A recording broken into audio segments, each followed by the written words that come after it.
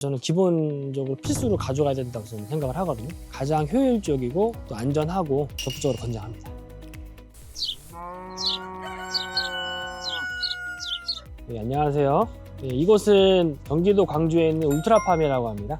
그리고 저는 농장주 최일령이라고 하고요. 금실 딸기만 한 25,000주 재배하고 있습니다. 9월 13일 날 정식을 하였고 꽃이 많이 핀 상태고요. 한 11월 말쯤이면 수확이 될 것 같거든요. 맛있는 금실 딸기 드시러 많이 오시면 좋을 것 같습니다.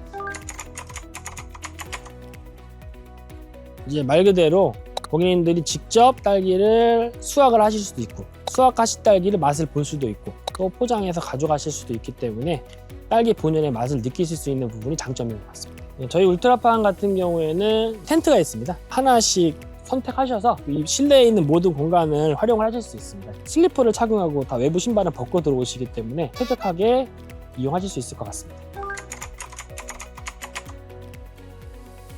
신생아부터 초등학교 저학년까지 부모님들과 함께 오실 수 있고 연인들끼리 이제 데이트 코스로 오시는 분들 많기 때문에 남녀노소 누구나 함께 오실 수 있는 좋은 공간인 것 같습니다. 물론 1차 생산을 잘해서 직판이라든지 로컬에 납품하는 것도 좋지만 제가 판단했을 때는 3차 체험 서비스가 가장 손님들 반응도 좋으시고 만족도도 높으시기 때문에 수익 구조를 봤을 때 다변화하는 게 좋다 생각을 해서 체험 쪽으로 집중하기로 했습니다. 실내 온실 같은 경우는 총 1000평이고요. 최대한 좁은 면적에서 생산성을 높이고 수익성을 높이기 위해서는 공간 활용이 되게 중요하다고 생각했기 때문에 행잉베드를 저는 했습니다. 일반 딸기 하우스 같은 경우는 대부분 고설베드거든요. 이제 고정이 돼 있기 때문에 공간 활용적인 측면에서 좀 제한이 있는데 행잉 업다운 베드 같은 경우에는 다 내리면은 딸기밭이 되는 거고요. 올리게 되면은 체험 공간을 만들 수가 있기 때문에 그게 장점인 것 같습니다. 올해 같은 경우에는 여름에 굉장히 더웠고 장마 시즌은 비가 하나도 안 왔는데 10월 달에는 계속 흐리고 비가 왔기 때문에 저도 처음에 정식을 했을 때는 굉장히 작황이 안 좋았어요. 근데 지금은 병든묘를 최대한 일찍 제거하고 보식을 많이 해서 초세는 70~80% 정도 올라오지 않았나 생각합니다. 올해 금실묘가 초반에 위암탄조나 아니면 작은 뿌리파리 피해가 상당히 많았거든요. 그래서 초반에 보식을 많이 하고 죽은 모종을 많이 뽑아냈었어요. 그러면 결국에는 이제 보식묘가 중요한데 런너를 저는 이제 키워서 이 런너를 가지고 보식을 하자 생각을 했었고 이렇게 지퍼팩으로 안에다 넣은 상태에서 런너핀을 꽂게 되면 물을 안 줘도 되거든요. 방법은 여러 가지가 있지만 효율성으로 봤을 때 좀 더 편안하게 이제 런너를 빨리 키우고 직접 물을 주지 않아도 되기 때문에 노동력이라든지 인건비도 절감이 되기 때문에 이렇게 만들게 되었습니다. 응애 자체로 봤을 때는 환경 관리를 아무리 열심히 해도 건조했을 때 습도가 떨어질 때는 응애가 올 수밖에 없는데 기본적으로 이파리 끝쪽에서부터 이제 거미줄이 쳐지겠죠. 뒷면에서부터 이제 벌레들이 기어다니다 보니까 이파리가 점점 갈색으로 변하고 급속도로 번집니다. 배드와 배드 사이로 옮길 수도 있고 연동과 연동 하우스를 퍼질 수가 있기 때문에 초반에 잡지 않으면 수확량과도 직결되고 또 다음 화방에도 문제가 되기 때문에 필수적으로 전방에게는 방제를 해야 합니다. 1년차 때부터 저는 고생을 많이 했었어요. 화학적 방제를 통해서 최대한 밀도를 줄이려고 했었는데 그게 쉽지 않더라고요. 또 하나는 저 같은 경우는 체험 위주로 하기 때문에 화학적 방제보다는 친환경 방제가 맞다 싶어서 2년차 때부터는 천적을 투입을 했습니다. 가장 좋은 거는 정식할 때 무병묘, 균이나 충이 없는 좋은 묘종을 가져와서 심는 게 제일 중요하고 그리고 정식 후 한 달 정도까지는 최대한 응애가 생기지 않을 수 있는 관리를 해주고 개화기 시즌 맞춰서 천적을 투입을 해서 그렇게 해서 관리를 하고 있습니다. 이 응애라는 거는 보통 환기할 때 측창을 개방을 하면 측면부터 좀 응애가 밀도 있게 지금 퍼지거든요. 그렇기 때문에 한 베드당 저는 2통씩 넣었고요.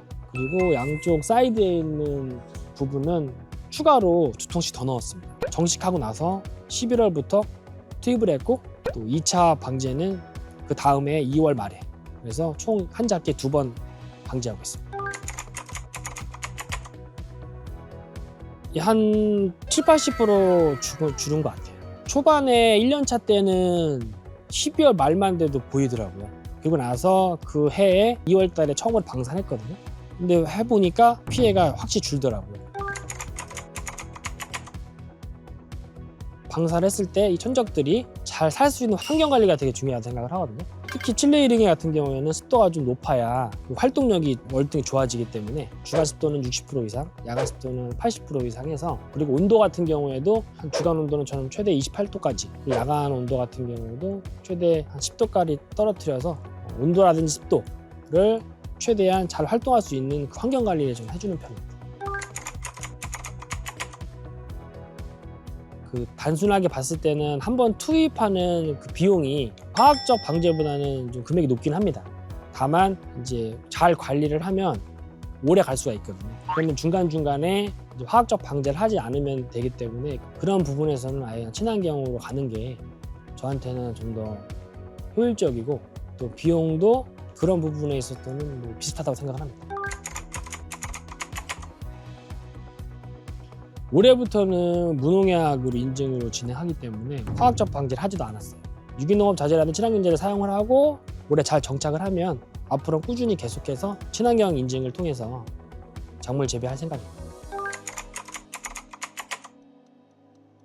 아까 말씀드린 것처럼 이번 작기에 저는 100% 금실만 하기 때문에 금실이 서량보다 재배 난이도가 훨씬 높아요. 그리고 병해충 같은 경우도 취약하기 때문에 연면 시비를 꾸준하게 했었고요. 뿌리에서 제대로 빨아들이지 못하는 영양분을 연면 쪽으로 인위적으로 공급을 해줌으로써 지금처럼 70~80% 정도는 초세가 올라오지 않았나 생각합니다.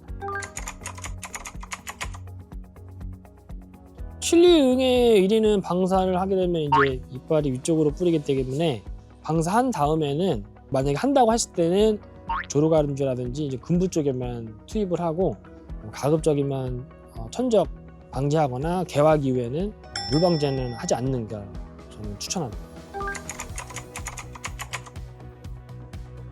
이제 체험 농장에 봤을 때는 저는 기본적으로 필수로 가져가야 된다고 저는 생각을 하거든요. 딸기 시즌에는 겨울부터 봄철까지 계속 고객님들께서 오시는데, 그럴 때마다 화학적 방제를 한다는 거는 주의해야 되고, 수확철로 봤을 때는 화학적 방제를 한 다음에 2~3일 정도는 또 수확을 하면 안 되는 부분이 있기 때문에 리스크도 오기 때문에 친환경 천적으로 방제하는 게 가장 효율적이고 또 안전하고 관리적인 측면에서도 덜 신경을 써도 된다는 부분이 있기 때문에 저는 그런 부분에서 적극적으로 권장합니다.